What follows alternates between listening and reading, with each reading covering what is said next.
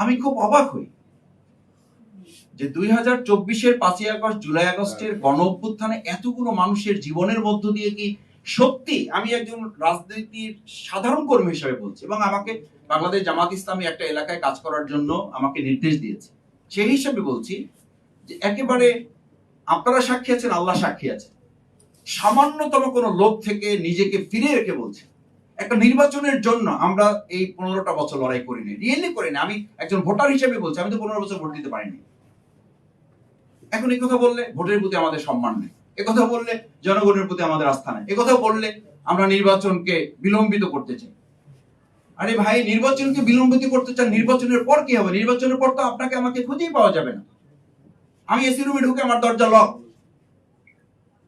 যার কাছে ফজরের পরে দেখা করা যেত, তার সাথে দেখা করার জন্য আমি শফিকুল ইসলাম মাসুদ দুপুর 12টা পর্যন্ত বসে থেকেছি।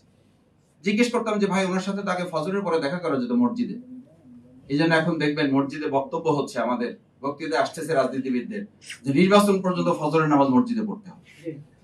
What's happening? This is very interesting.